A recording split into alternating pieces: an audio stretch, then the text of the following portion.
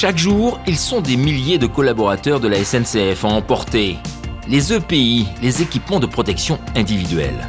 Ces vêtements indispensables au travail de beaucoup d'agents ou d'opérateurs vont bientôt connaître une révolution bien française. L'histoire commence ici à Villefranche-sur-Saône, chez Cepovet, le leader européen du vêtement professionnel. Et sa nouvelle collection est prête à sortir. Voilà les nouveaux modèles qui ont été créés, développés spécifiquement pour la SNCF et qui sont donc basés sur une technologie lin. Ça n'a jamais été essayé avant. Très clairement, c'est une première mondiale. Et la SNCF est vraiment précurseur dans ce domaine. Une première mondiale qui a nécessité 5 ans de recherche et de mise au point. On est arrivé à substituer la matière première qu'est le coton avec du lin produit en France. Et donc sans la volumétrie des SNCF et ce partenariat, on n'aurait pas pu le faire. Donc c'est un vrai succès aujourd'hui et c'est les nouveaux vêtements qui vont être présentés cette année. On a réussi à développer des solutions qui aujourd'hui nous permettent d'avoir une thermorégulation qui est plus importante, puis une gestion de la sueur qui est plus facile aussi, avec 3 tissus, 2 mailles différentes, et qui nous permettront d'équiper à terme la totalité de la SNCF. Un des avantages encore de cette nouvelle technologie, c'est qu'on aura une traçabilité complète. C'est-à-dire qu'on sera capable de remonter jusqu'au champ de production. Donc cette traçabilité qui est complète va nous permettre aussi de garantir une qualité, mais de garantir aussi une forme de souveraineté. C'est-à-dire qu'on sait d'où vient notre matière première.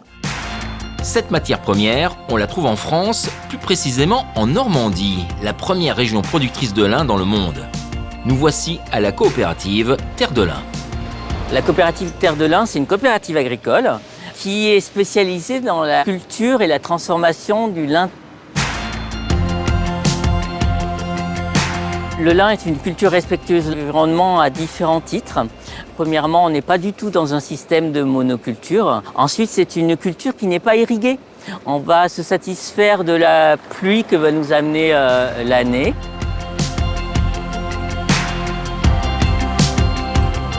Et c'est une culture qui a très peu d'interventions phytosanitaires, puisqu'elle a une croissance très rapide. C'est notre activité territoriale, nous sommes l'un des gros pourvoyeurs d'emplois localement. On est extrêmement fiers d'avoir cette matière qui représente la Normandie et notre savoir-faire local. Une fois produit, le lin est envoyé dans les Vosges, chez Tantoret, le prestataire en charge du tissage.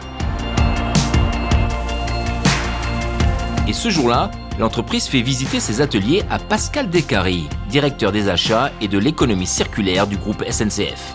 Chez Tintoret ici, on trouve plusieurs morceaux de la réponse à nos besoins, à savoir, nous voulons abaisser l'empreinte de nos vêtements, eh bien ici, nous remplaçons l'usage du coton par l'usage du lin. SNCF, acteur du ferroviaire en France, nous avons besoin que nos achats irriguent bien tous les territoires. Des achats de textiles que l'on pouvait faire auparavant en Asie vont être faits ici. Donc ce sont des emplois qui sont créés pour un besoin SNCF.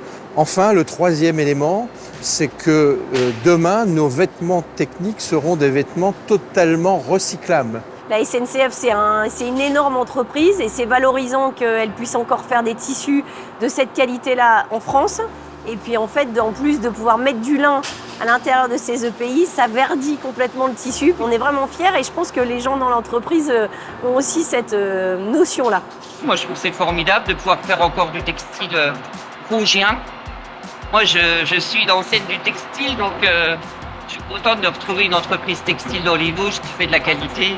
Et bien évidemment, on est reconnaissant à la SNCF, transporteur national, de faire appel à des entreprises françaises qui parlent de la même façon des territoires que la SNCF.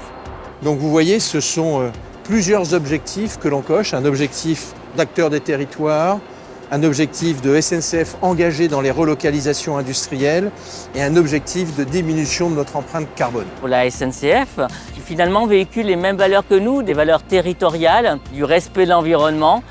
Donc on s'est retrouvés complètement dans ce projet-là. On a été vraiment très agréablement surpris par la volonté de la SNCF d'aller dans cette direction. Il y avait vraiment quelque chose derrière qui était important, aussi bien pour la SNCF que pour nous, et qui était de remettre en place en France quelque chose de structuré, de construit et d'industriel.